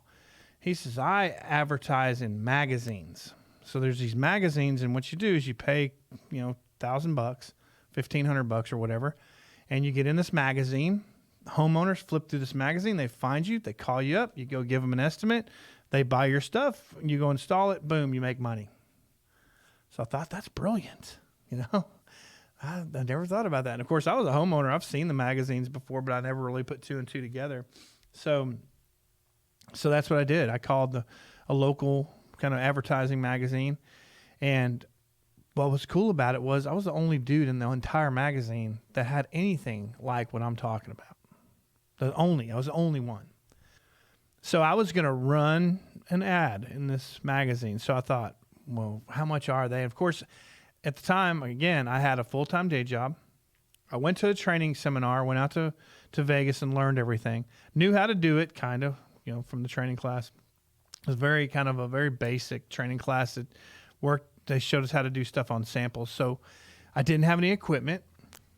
I didn't have anything. I went and bought a trailer because I knew I'd need a trailer. So I was able to do that with my current day job salary. So I didn't have to borrow money from anybody. So I thought, well, this is cool. So what I'll do is the only thing I really have to get is a trailer. And at the time, I think I already had a trailer. I had a trailer because another previous parallel thing, I was also a professional musician. So actually, at the time, before, I'd played music and I played clubs and stuff. So I had this trailer from when I had my band or whatever, right? So I just took that trailer and just converted it into my job trailer because I got out of the music business and started. And I'll talk about that later episodes. If you make comments below and you want to hear more about my music background, it's pretty fun, and I got a lot of fun stories in that. But there's a lot of similarities to selling yourself as a band to club owners and stuff as there is selling yourself as a decorative concrete guy or a yard guy trying to get a yard service. So there's so many similarities in all these businesses, and that's what's so fun about this, and that's what we're going to be talking about on Beyond the Surface. But I digress. So I had a trailer, I had a truck. I bought a truck specifically so I could pull the trailer for my band equipment, and also had a rehearsal studio that I opened so I could have a place to practice with my band. But anyway, so I had a place to do business. I had a trailer. I had a day job, so I had an income coming in. I still had to pay my house payment, my truck payment, and all my stuff. So basically, my thing was, here's what I'm going to do. I'm going to go out and sell my first job. And when I sell my first job, hopefully people are even going to want this stuff. I don't know. That's one of the terror barrier issues too. Are people even going to want this? I think they will, but what if they don't? What if I get in this business and I invested all this money and people don't want what I have to offer? So I thought, none of these things are going to hurt me because I have a day job. I've got the luxury of having the ability to do this on nights and weekends and basically take a chance. And if it doesn't work, I have my day job. So that's what kind of fueled me. That's what kind of gave me my little safety net, if you want to call it that. Not everybody has this, but that's what it was for me. I guess if you wanted to use another example of a safety net would be like if you went out and got some funding from somebody to say, hey, I'm willing to lend you, $200,000 or $150,000 to get in this business, and they give you the money like SBA loan or what have you. That's also a safety net. Kind of says, okay, now it's sink or swim time. I got to get this business rolling, get it rolling quick so I can start generating revenue so I can pay back my loan and take care of my house payment and my car payment. And the reason why we all get in business so we can make money, right? So I thought, I'm going to run my first ad, and it's going to cost me. I think I did a quarter page type thing, like just a little quarter, page ad. It wasn't even a half page ad. Maybe it was a half page ad. I can't remember. It's quarter or half page, but they designed it for me. Said, hey, this is, and at the time, the name of my company was called Boss Resurfacing. And I'll tell you the story about Boss Resurfacing and how we got the name in a potentially a later episode, or I may get into it this one. Got so many stories to tell. So I thought, I'm going to run my ad and see what happens. Just see what happens, man. That's all I can do. So I thought, I'm going to take a chance. So I wrote the check, I gave it to the company, crossed my fingers. And at the time, there wasn't a whole lot of, there were cell phones, but it was like 25 cents a minute or something like that. It was like stupid charge for cell phones back then. This is before iPhones and smartphones and all that stuff was around. This is 1997, I think, 1997. So this is before the dot-com boom and all that. So we ran the ad because that's how people found out about you. They either read about you in a direct mail piece, or they saw you in a newspaper, or they saw you on TV, or they heard you on the radio. Those are the main things. And, of course, you had Yellow Pages. So back in the day, for those of you watching this podcast or listening to this podcast, we used to have this thing called the Yellow Pages, which was just a big, thick book that we had to use different strategies on how to make yourself recognized or found in the Yellow Book or the Yellow Pages before anybody else could. So you would always pick a name. That's why you see AAA locksmith, AAA cleaners, AA whatever. The reason why they did that is because it puts you at the very first thing in the phone book in your category. So if you were a dry cleaner and you were like AAA dry cleaners, you were AAA.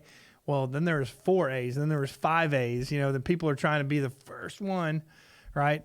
And then you never wanted to call yourself, Zeke's Zebra dry cleaning, right? So, because if you did, you were the last listing in the page. So there was strategies, marketing strategies, which we're going to be going over some of these marketing strategies in later episodes. Back in the day, when there was yellow pages, there were strategies on how you got found. And then today, there's the internet and all this technology we got these days. There's ways to be found on the internet. So back then, I was Boss Resurfacing, but it didn't matter because I was the only company, at least I was the first company at the time, that offered a stamped concrete over all existing surfaces in the Dallas-Fort Worth area, North Texas for that general. I was the only company that did it. There may have been other people taking the class or something, but nobody was marketing it. Nobody was doing it. I was it. So I had all these cool pictures that I'd gotten from other contractors out on the West Coast. There's a couple of guys out there that had done a few jobs because it was brand new. I mean, there wasn't a whole lot of pictures and stuff. Like the manufacturer had some pictures of some stuff I could use. But anyways, so I used their pictures at first to say, this is the product I sell. So I'm telling you, it was crazy. I had this pager. Again, I got the idea from my guy in the sprinkler system. I had this pager back in the day. There was these text pagers, and what this text pager was is it would handle up to 10 texts, 10 messages coming in from 10 different messages. So, but you had to go through a company to get this pager, and so the pager was literally, it was the coolest thing ever because back then we had beepers, like a beeper, and it had a person's phone number on there, and it would say 911, like if it was important. Like you'd see someone's number and you'd like, okay, that's John or whatever. And you'd see 911. He really needs me to call him. So I had to go find a payphone or some way to get a hold of John, right? Or if you had a cell phone, which I had a cell phone at the time, it was stupid expensive. I mean, my cell phone bill back then was $2,000 a month. I literally could not sustain that type of a bill, but that's how cell phones were back in the day. They charge you for everything. But anyways, so that's what was cool about the pager is it helped save you on cell phone bills because people weren't calling you from the phone number and thing. They were calling the phone number, like 800 whatever, and then they would call the number and it would come to the pager and it would say, so it would go through like an answering service. The answering service would say, Boss Resurfacing may I help you.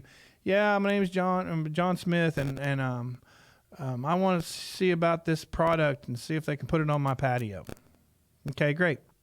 So John Smith, here's his ad. They would actually have his address on there, and it gave you so many characters, but it basically would scroll across this little pager, and it would scroll across the little screen there, and you're having to write it down, But every time the thing would go off, the little beeper, of course, I'm at work. Keep in mind, I have a day job. So every time the beeper would go off, I would be excited. I'm like, because the only people that knew that number were people that were looking at the ad. If you didn't see the ad, you didn't know that number. So I didn't pass that number out to my buddies and stuff saying, hey, give me a call sometime. I can read your text or whatever. No, if it went off, there was a customer calling me. And I had a full-time day job, right? So I got 300 pages, text pages. They were coming in so fast, and this magazine went out to 35,000 people. 35,000 people is all I sent it to. I got 300. That doesn't sound like a whole lot. That's a ton of freaking phone calls. Because this was new. It was brand new. It's kind of like, the horseless carriage, You're like, what? I got these horses pulling this trailer around. I don't know what, And this was a horseless carriage, right? People are like, what's a horseless carriage? I do tell. I want to know what this horseless carriage thing is. That's exactly what it was like. People were I couldn't write the numbers down fast enough because it would only hold 10 or 12 pages. After like the 12th one, it would erase the first one. So if you didn't write the first one down, so they were coming in, I had it on silent, so it's vibrating, just constantly. So I'm writing numbers down as fast as I can. I'm like going, holy crap, because there was a lot of things, like I didn't put a lot of qualifiers in my ads. Like I didn't say, 200 square foot minimum. I just put in there from, I think at the time it was like $5.99 a square foot. That's a couple of $3 more a square foot nowadays. But I just, that's what it was. That was my starting price. So, and if I could sell it for that, I'd make great money. Because at the time, the margins in this business are absolutely ridiculous. Even with the current situation, like in the current market with all the raw materials and all this stuff, the prices going up, still the margins are as good or better than they were when I first started this thing 27 years ago. That's what's so exciting about our surface business or opportunity. But anyways, so I get 300 pages. It was 300 something, like 327 or something like that. I had to call the pager company, who, by the way, they're answering the phone, they're entering in information. I have to pay per caller. It was like 25 cents a caller or something. So I'm having to, not only had to pay for the ad, but now I had to pay for the freaking phone calls coming in, which I was glad to do it because every one of those things. So I had so many leads. There was no way even if I had 2 or 3 salespeople, and had I had that, looking back now, I'm going, holy crap, I could have been sitting on an island somewhere, and with my own island right now, looking down upon all the peasants, King Keith, king of the decorative concrete business. How you doing? So anyways, I'm like, what do I do with this? I have a full-time job. What do I do with 300 freaking phone calls? So I just started at phone call number 1. And I call up and say, hey, this is Keith with Boss Resurfacing. And I'd see her. Yeah, I was calling. I got this little closet in my trailer that's about 2 foot by 2 foot. And I'm exaggerating here. Then I'm wondering if you could will this stuff work in there?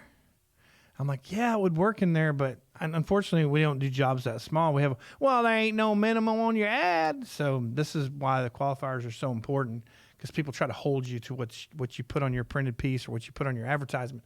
So I got a ton of those. So even though I was excited I was getting the phone calls, I was also bummed out because a lot of the phone calls were just crap. They were just crap leads. It's kind of like we get crappy leads these days anyway. But the leads I was getting there were just tons of them, but there were a lot of them were like, yeah, I want my front porch done. Well, their front porch is 30 square feet. Now, you might say, well, why don't you still go do it so you can get reps in and all that stuff? But I'm like, I'm not going to spend, because it takes me just as long, and this is in today's market as well. Essentially, it takes me just as long to do a 30 or 40 square foot project as it does to do a 300 square foot project. Yeah, it takes more materials, takes a little bit more time, but for all intents and purposes, I still lose that day of production because I can't. Nowadays, I could probably do 3, or if geographically, if they're in the same general area, I could go do a handful of these, little 50, 60 square footers, right? The problem is by the time you pay a laborer, you pay a lead man and a superintendent, and we got our building rent and all the different things that go into running a business, you have to have a minimum, at least in our business, you have to have a minimum for your product you're offering. So I learned from my very first ad, working nights and weekends at a business that's brand new niche market that nobody's ever been involved with before. I learned that I got to put a minimum in there. What is my minimum? How much is it per square foot? What's my minimum? What's my lead time? So that's another thing. People would ask me, how soon can you get to this? Well, I got a full-time day job. I'm not going to quit my day job because I sold a couple of jobs for $3,000 each. Right? I have to have a bunch of them. Besides that, I didn't have employees. It was just me and my brother. We were by ourselves. We literally would go to the corner to pick up a laborer on the corner to come help us.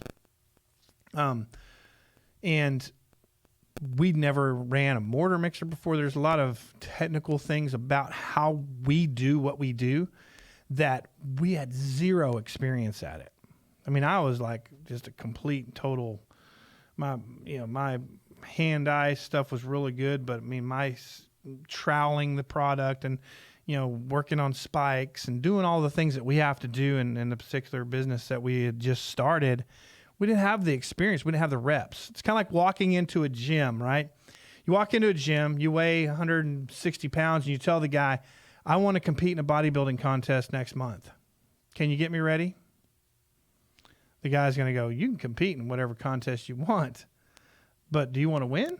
Because if you want to win, I can get you there. I'm looking at your genetics. You got great genetics. I can get you there in a year. We can get you into your first show. I don't got a year, dude. I want to be in the one next month. Well, I don't want to tell you. I can't grow your muscle that fast. Now, here's where we need to start. I need you to start eating right. I need you to start doing this particular thing every day. I need you to sleep good. I need you to wake all the different things it takes to, that bodybuilders do. You need to eat, don't eat this, don't eat that. Do this workout or do this movement, don't do this movement. Alternate the movements on all the technical stuff that goes into being a bodybuilder is the same thing in business. You have to have reps. You have to get reps in to get good at whatever it is. I don't care what business it is. Now you can just jump like me. I just jumped right in. Did I have to have those reps to go out and sell jobs? No, not at all. I literally went out there and I was naturally a good sales guy. So I'd walk into the customer's house, made a good contact with them, got a good relationship going with them. And I showed them my pictures and they're like, that's absolutely amazing. When can you start? I'm in. They didn't balk at the price. I'm thinking, geez, do I have my prices too low? But you know what? There's that terror barrier again. I mean, kind of, I'm like, God, I don't want to sell for too much because then I won't get the money. I don't want to not get the job. I got to give an affordable price or I won't get the job. But then again, if I sell too cheap, then I can't grow, so my price point, it just so happens that my price point was a good price point. I had a very good price point.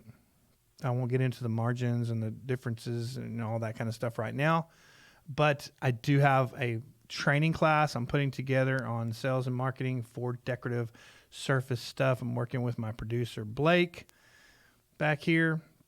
We're putting together a series of training classes that talk about sales, installation, margins, and all the stuff that has to do with decorative surface related products.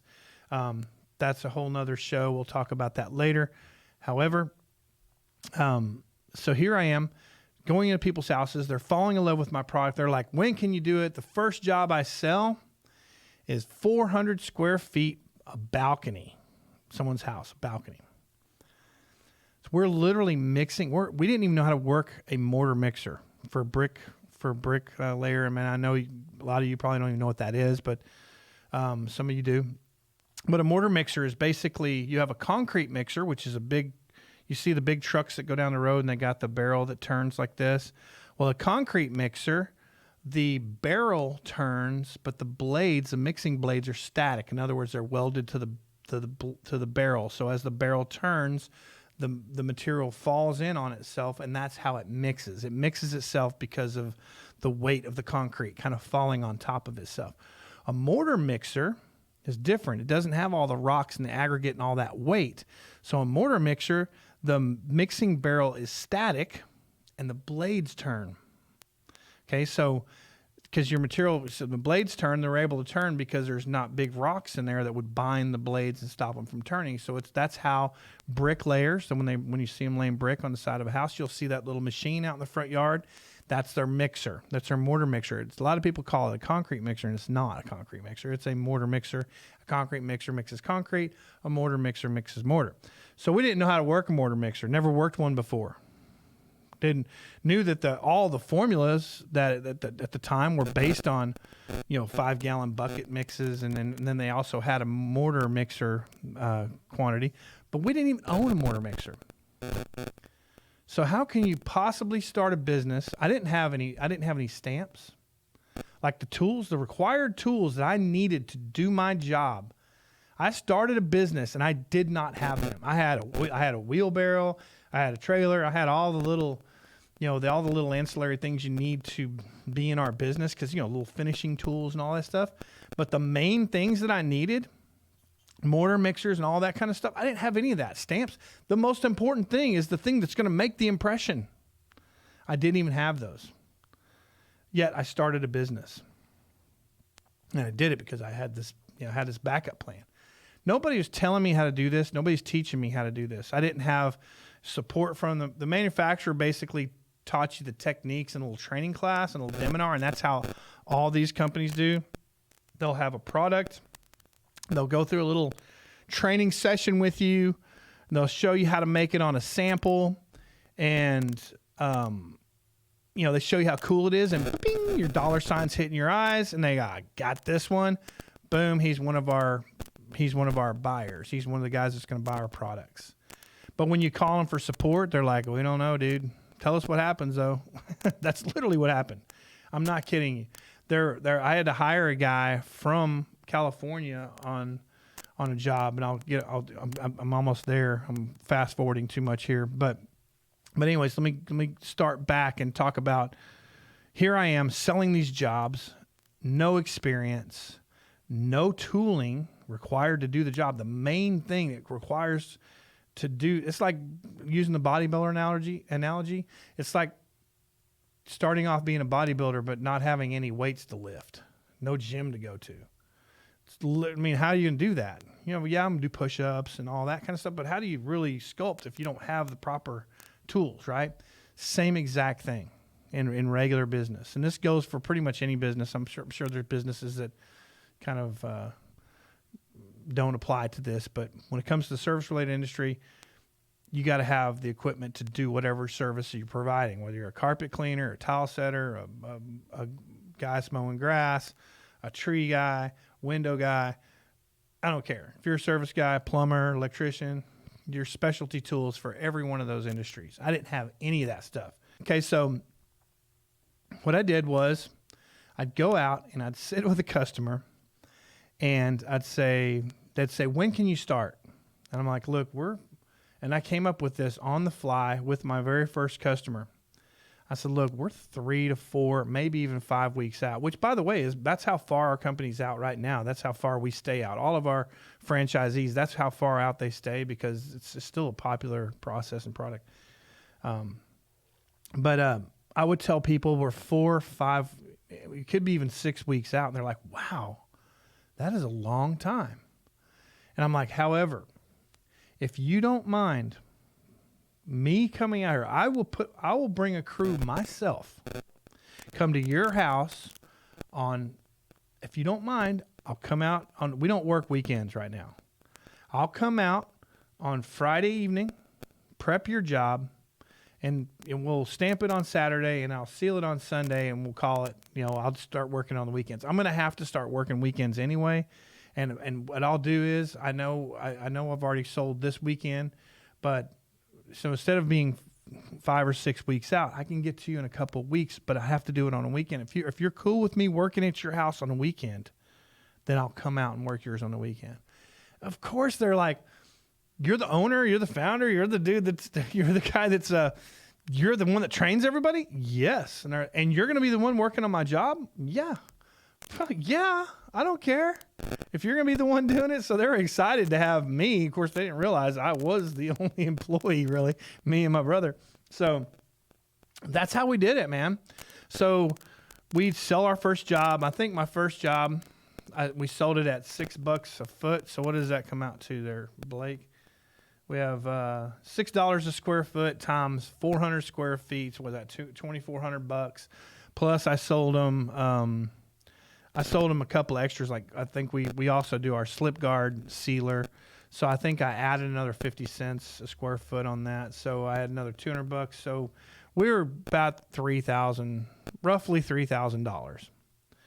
So this person, I said, so I need half down so I can order your materials, and I need the other half on completion. So they would pay me their half down. And keep in mind, guys, I didn't have a shop. I literally ran this out of my garage. When I started the business, I ran it out of my garage. And And if you don't have a garage, say you're an apartment, you can run it out of your trailer. Just got to have something to run your business out of. You have to have some place to receive the material and put the material and to store the material. So the first place, because at one point I had a bunch of jobs. Well, I can't put all this material in my garage, so what did I have to do? So I literally went to a public storage place and I rented a 20 by 20 unit, and that's where I put my stuff. I'd order my products and I had to hodgepodge things together because there's only so many things that my original company, the supplied stuff, they didn't sell everything. They just sold certain components, right? So I had to pull together I had to figure out what I sold, and I had to put it all together in order, and then I would order the products, and I had to store it. So I stored the expensive stuff, like the polymers and the stuff like that, and my stamps and stuff. I stored that in my garage. But like the raw materials, like the sand and the cement and all that kind of stuff, and then I stored all that stuff at my storage facility. Well, how did I get it mixed? Well, after my first job that I mixed in buckets, I realized that's literally took us 2 days to do the stamping on 400 square feet. And now we do 400 square feet in 3 hours. But it took me 2 days mixing it in tubs because I was so afraid of working with a mortar mixer because I didn't know how to do it. So eventually I said, you know what, we're just gonna have to bite the bullet. So we buy a mortar mixer. I'm like, oh my God, this is so much easier. I should have done it from the beginning, which was not very long ago, but still. So what we would do is we'd go to a rental store and we would rent the equipment because there's these rental stores that rent everything for every contracting business out there. So I would rent a mortar mixer. So then I sold, probably 4, 5, 6, a week. I was selling these jobs. And at the one point, I was almost 3 months out working nights and weekends. And I get this phone call. And I'm still working my day job.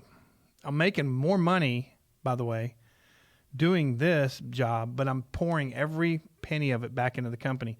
Every dime I made, I didn't use it to pay. I mean, I took a little bit out maybe to help pay some stuff. But every dime I made, I bought stamps. We bought a mortar mixer. We bought a shot blaster, which was kind of the stupidest thing we ever bought. We only used it a few times. We thought that we had to have a shot blaster for surface preparation. For those of you that don't know what a shot blaster is, just look it up. Shot, like steel shot, like a shotgun shell, and blaster, like I'm shooting a gun. A shot blaster. It's a very expensive piece of equipment. We bought one, a small one, but we bought one thinking we needed a shot blaster, which we didn't. One of the stupidest things we ever bought. We paid $13,000 for it and paid $13,000 in cash for this stupid thing. What a waste of money that was. But anyways, I digress. So we're going along. We're doing our nights and weekends thing, and real successful. And I'm thinking, man, I'm getting close to the point where I need to make a decision to just do this full time. Well, I get this phone call. It was like 1:00 in the afternoon, and it was from Boeing Electronics. Boeing Electronics. So I'm from the aerospace industry, so I know who Boeing is, right? I worked on their, I inspected their aircraft parts when I was in quality assurance for my job I got laid off from. So I get this phone call from Boeing Electronics. They said, hey, I saw your ad. This is the person, this just goes to show you it's not these advertisements that you use, whether it be Google or wherever, like modern day stuff. But back then, again, the printed piece was the primary method of people finding you. There was no sales funnels and all this nonsense we have today, which is not nonsense, it's good stuff, but we didn't have any of that stuff back in the day. So this person who happened to be the facilities manager at Boeing Electronics, they had this big 5,600 square foot giant, which to me is giant. It's not that big now that I think about it. But back then, you might as well set 1 million square feet. 5,600 square feet. There's a lunchroom over wood, which was kind of tricky because going over concrete is what we like to normally do, but we can go over wood. We can go over any stable substrate, but we're going over wood. So I go out there, and of course, I'm just putting on a show, man. I'm juggling chainsaws, swallowing, swords, blowing fire out my butt. And I'm performing, man. And I've got 4 or 5 executives listening to my pitch because I'd been honing my pitch over the week, selling to these homeowners. So when I'm in front of this guy, I'm giving it all I got. All right. Well, I no sooner finished the meeting, and they said, "Okay, we like everything we're hearing. We're ready to move forward." And I didn't even give them an estimate yet. And I'm like, well, they said, "Well, based on your numbers, of course we need you to send us an official estimate, but based on your numbers, we're ready to move forward. We like what we're hearing."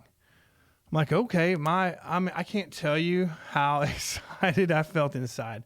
I believe I sold this job because we also had to do 100% anti-fracture membrane, which is a whole nother step, which added another $3 a foot to it. So not only did I sell it for $6 a foot, so I put another $3 on there for the anti-fracture membrane. Then it came out to roughly $10 to $10.50 per square foot.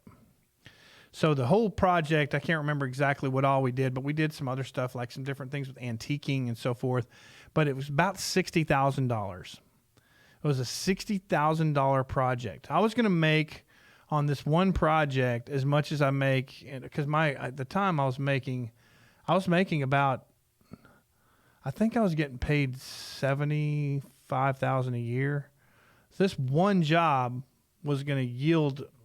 I'm thinking, God, if I could just sell one of those a month, plus I'm selling all these residential things. And then I start thinking, I got to start hiring people. And there's so many little things that you guys, if you're a business owner, you guys know what I'm talking about. If you're not a business owner, if you don't own your own business, that's one of the things that we're also going to be training and teaching you in our training class that talks about the steps, every step of the way, how to start your business and how to get into whatever business it is. But we also teach you we have Surf to Surface, our product. We offer franchises through surftosurfacefranchise.com, and we teach you literally everything you need to know about how to manage an actual decorative surface contracting business. So anyways, I sell my first job, my first big job. I've sold a bunch of residential jobs because we were almost 3 months out working nights and weekends. When I sold this job, it's time to take the leap, brother. So this was literally the one that allowed me to step away from my real job and step into the world of the fully self-employed. So I went into my boss and I said, okay, I just basically told him exactly what happened and told him that I was ready to, kind of go out and do my own thing. And, he asked me to give him a couple of weeks. So I gave him a couple of weeks, and turned out that he didn't need the 2 weeks. They brought in some other dude that apparently had some pretty good experience at what we're doing. So anyways, I was able to jump into it sooner than later. And that's what I did. So I started my business and I never looked back. So all I know is when I was faced with the prospect of basically staying in, working for somebody full time, or jumping out on my own and doing my own thing, I was petrified, man. Because here I am, I'm walking away from a job where I had what I had perceived, anyways. I perceived myself as having this secure thing with insurance and benefits and all that kind of stuff. And now when you fast forward all these many years, and of course there's a lot of ups and downs that I went through in my career, but I've got all the same things now that I had when I was employed with with another company. I've got insurance and 401k and all the different things that I had when I was working for somebody else, but I happen to be the owner of my business. And these are things that if you're contemplating this, or if you're already in the business, if you're already in your own contracting business, I'm not trying to tell you how to do it because you're already doing it, right? So this is really not for the guys that have figured it out. This is more or less for this particular podcast, Beyond the Surface, is going to be not necessarily a chronicle of my life story. The only reason I'm telling this story here is just to give you a little grasp on how I got started in business and where my journey is. And I'm sure that my thing is going to be similar to other people's journeys, or it may be completely different than other people's journeys.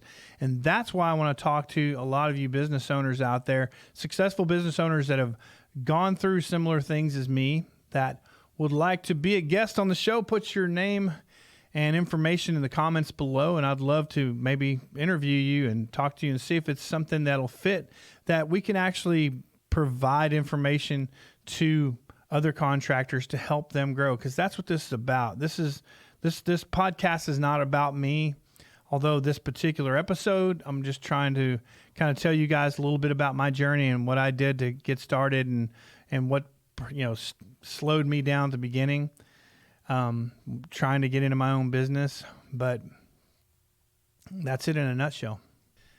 All right, so now let's go ahead and fast forward now that you've heard all the nitty-gritty details of my business life, and there's so many more little wormhole things that would be very interesting stories to tell.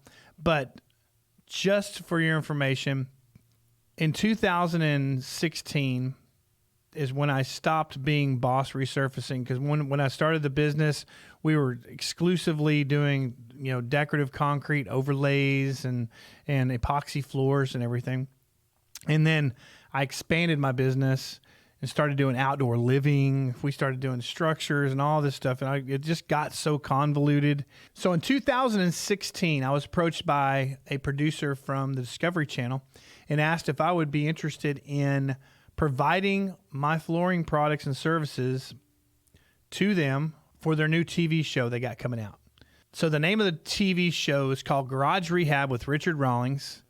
And basically the premise of the TV show is Richard would go out to a garage owner, say a struggling mechanic shop, and he would say, "Hey man, you're a great hot rod tuner, or you're great at what you do. You're a great mechanic, but you're very weak when it comes to business. So what I'm going to do is I'm going to come in, I'm going to help you with the business and pump you up." And I've got another host of the show. His name is Russell Holmes. He's more of a contractor, construction guy. And then you had Chris Stevens, who was more of a garage designer type guy. So those are the other two hosts on the show.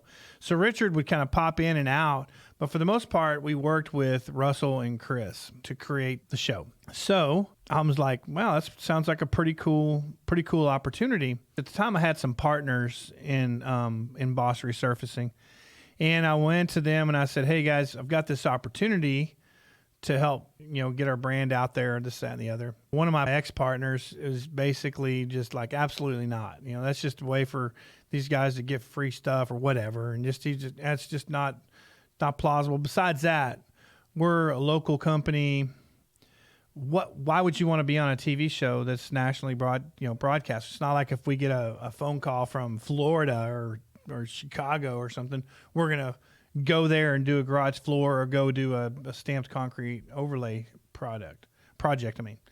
So I'm like, yeah, but I really believe that with my experience and with my product line and with everything that I've got going, I really believe that I want to at some point franchise or do something with the brand other than just be this local. We were really good at what we did, and part of our sales pitch was the fact that we manufactured, installed, and warrantied our products, a single source warranty through our company. So not only that, we're the only company out there that has a lifetime warranty, residential warranty, on our products. So with a lifetime warranty, our customers are very, very pleased. That's how we got a lot of our customers. So I thought, well, if I can take that, I can take what we've got right now, very successful business, and I can put everything I know, put it down in writing, get it all put together, and create a duplicatable, replicatable model that I can teach other people how to do what it is we do, and then offer them, unparalleled training from the guy who created some of this stuff. It's my formulas, my mixtures, all that kind of stuff, my aggregates, all the different things that go into what we do is my stuff. Inspired by previous products, but nonetheless, my stuff manufactured for me. That's basically what I wanted to do. And they're like, no, we don't believe in that. So I said, okay, well then we're going to have to agree to disagree. But I feel like this is a good opportunity. Now, did I have a brand at the time that was globally recognized? No. Did I have a product that was globally worthy, worthy to be globally recognized? Yes, we do. Our products and services are something that can be used literally coast to coast and global. But I'm talking about, generally speaking, when it comes to major metropolitan areas all over the world, our products and our services can be used everywhere. And if I can teach what I do, show people how to do it, this is a multi-million dollar business that I've ran over, 27 years. So it's generated a lot of income for me. And if I can teach that to somebody, show them how I did it. Now, granted, you have to put forth the effort. I can lead a horse to water, but you can't make them drink. But if I show these people how I do it, how to install it, all that stuff, and then basically bring them in, have all the products lined out for them, all the procedures and process, I believe that was something I wanted to do. I wanted to take it to the next level, and I thought that this TV thing is going to give me my perfect opportunity to do something that you couldn't do normally with a brand without pouring millions and millions and millions of dollars into something to get this type of notoriety. So I approached them. I said, I want to do the episode, but I don't want you guys to have to look for anybody else. So I want to be your guy. I want to be your main, number one, only supplier when it comes to surface-related issues, countertops, garage floors, stamped concrete overlays, or what we call a mold set overlay.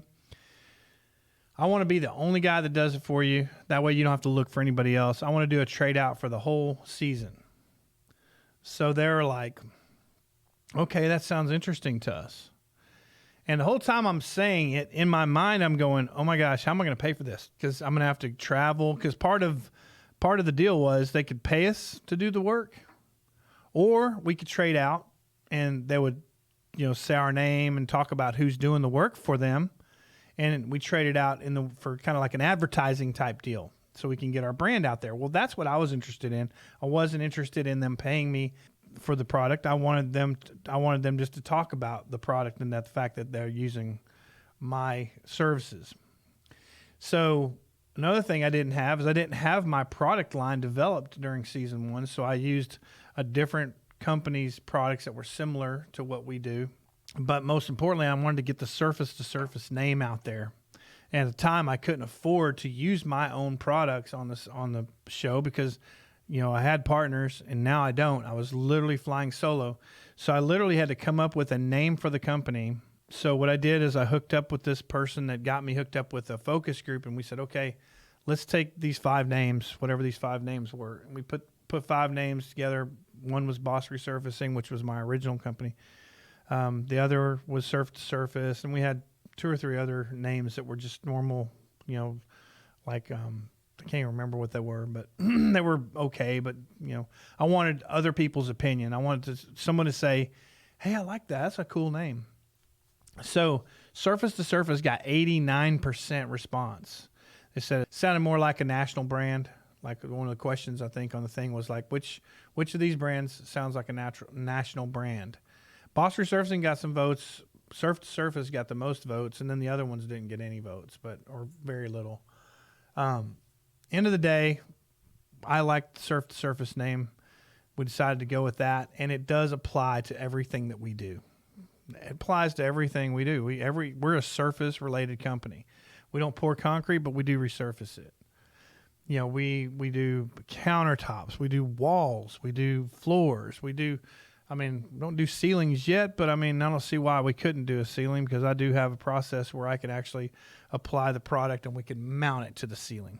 So Surf to Surface turned out to be a pretty cool name. So I went with it, man. So we started the Surf to Surface name, started Started off with just Surface to Surface, just that name by itself at first.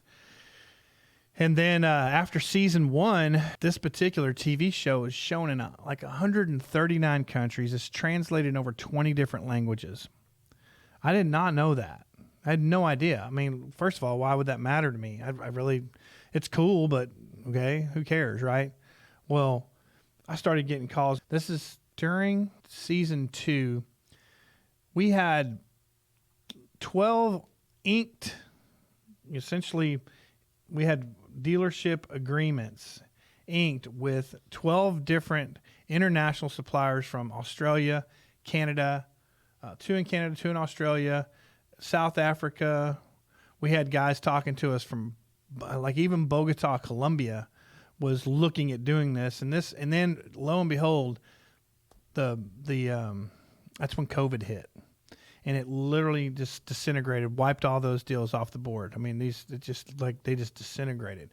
Plus, we had a lot of interest right here in the U.S., people that wanted to have, not franchises at the time we were doing dealerships, which similar to a franchise, except you control, you don't have to pay us a franchise fee. There was a dealership fee, but not a franchise fee. So, but there was too fine of a line there, and that's why we switched over to the franchise opportunity. But it's better for the franchisee anyway, because we get to participate helping them grow. So we got on Garage Rehab. Then next thing you know it, we start getting calls from CNBC, HGTV, Magnolia Network, all these different networks started calling us saying, hey, we like what you guys are doing over there. Can you do it on this show or that show or whatever? So I'm like, heck yeah, man. So consequently, we got on all these different TV shows. Next thing you know it, we're just blowing up, and it's just been an amazing journey, man. Remember when you were growing up and you're just a little kid and it was Christmas time and you look under the tree and you see all these presents and you just knew, 25 or 30% of those presents were yours. You knew that some of those presents were you. You didn't know what was in them, but you couldn't wait for the day that you get to unwrap those presents. And that feeling every day during the holiday season, the kids are just super excited about what's under that tree. And if you can learn to treat every single day like it's Christmas, because you don't know what's going to happen today. You're going to get that phone call. Someone's going to cross paths with you. That's another thing we're going to be talking about on this show is the law of attraction and how it affects us as contractors, because it's a real thing. It's not a theory of attraction. It's a law of attraction. It's kind of like the law of gravity. The thing about a law of gravity, it doesn't matter if you believe in it or not. It's legitimate. It's real. It's there. You don't believe in gravity, huh? Well, climb up on that roof and walk off and let me see what happens. You're going to fall to the ground and, probably break a leg or maybe kill yourself depending on how high you are. But it's not debatable. If you're a negative person, you're going to attract negative stuff. If you're a positive person, you're going to attract positive stuff. That's why you see some people that seems like everything good always happens to them, and a lot of it's just because of their attitude and the power of attraction, man. The law of attraction.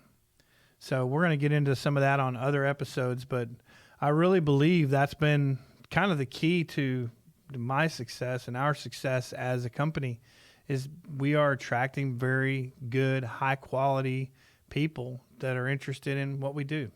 So that kind of leads us up to where we are right now in my story. And that really sums it up, guys. I mean, there's a lot that goes on to what I went through, and I know it's kind of a long podcast.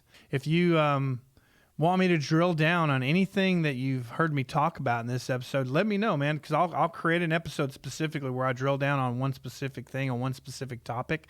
That's what this is about. This is here to help you guys and to show you stuff, because that's one of the things that when I first got started in this business, I didn't have anybody to help me do anything. I didn't have the assistance, and a lot of you guys didn't either. I'm not talking about myself, woe is me, I didn't have any help. A lot of us didn't have any help. So if you're a guy that's gone through a similar thing as me, you didn't have help and you didn't have anybody to show you how to do this stuff, and you actually have something you want to share that you would like me to share with other contractors, guys, help me out. Leave some mentions in the comments section. And Until then, that's going to wind up the very first episode of Beyond the Surface. I appreciate you guys listening. Please like, share, comment, press that notification button if you're on YouTube. If you are a podcast listener, thank you for hanging in there with me. So until next time, that will do it on this very first episode of Beyond the Surface.